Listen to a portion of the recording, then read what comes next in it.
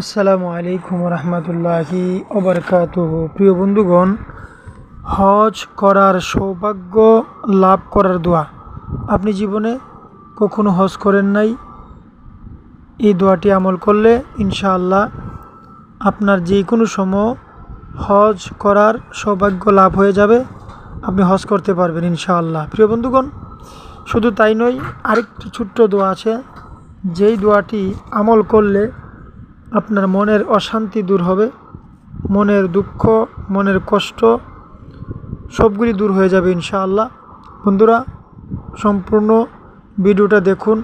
আমি প্রত্যেকটা আমল কিভাবে করতে হবে আমার ভিডিওতে আছে, শেষ পর্যন্ত ভিডিওটা দেখুন ইনশাআল্লাহ। এর আগে আমি বলতে চাই, আমার চ্যানেল সাইফুল দোয়া মিডিয়া এই পর্যন্ত যারা সাবস্ক্রাইব করেছেন অসংখ্য অসংখ্য ধন্যবাদ জানাই। আর যারা এখনও সাবস্ক্রাইব করেননি, আমার চ্যানেলটি সাবস্ক্রাইব করে পাশে থাকা বেল আইকনটি বাজিয়ে দিন। প্রিয় বন্ধুরা, হজ করতে কার মনে না চাই? সকলেই হজ করতে মনে চাই।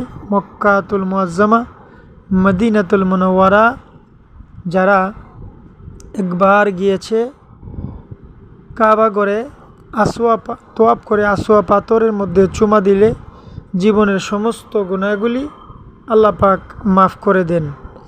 হজ করে মদিনা শরীফ গিয়ে রাসূল করিম সাল্লাল্লাহু আলাইহি ওয়াসাল্লামের রওজা মুবারক জিয়ারত করলে আমার নবীজির দিদার নসিব হয়ে যায়। নবীজি বলছেন, মান যারা কাবরি ওয়াজাবাত লাহু শাফাআতি।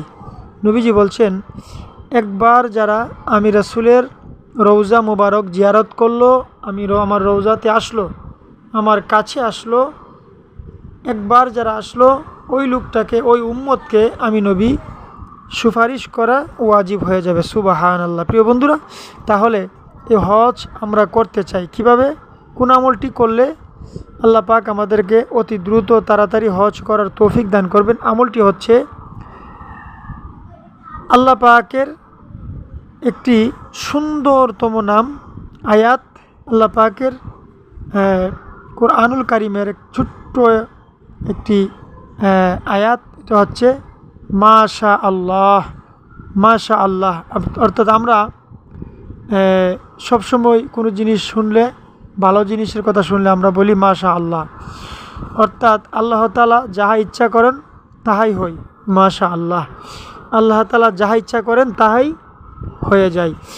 বন্ধুরা, হযরত ইমাম জাফর সাদিক রাহমাতুল্লাহ আলাইহি হইতে বর্ণিত আছে, তিনি বলেন, যে ব্যক্তি খাঁটি মনে ধ্যান মগ্ন হইয়া এই পবিত্র বাক্যটি একই সময়ে 1000 বার পাঠ করবে।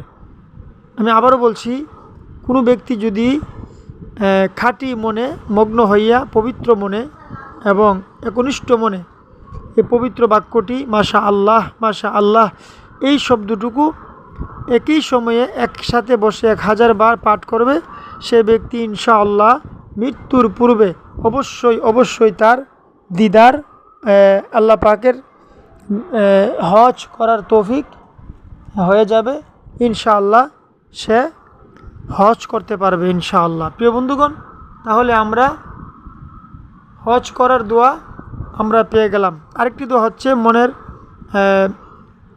দুঃখ দুর্দশা দূর হয়ে যাবে। এই দোয়াটি পড়লে, দোয়াটি হচ্ছে ফাস্তাকিম কামা উমিরতা ওয়া মান তাবা মাআক। এই দোয়াটি পড়বেন ইনশাআল্লাহ, আপনার মনের অশান্তি দূর হয়ে যাবে।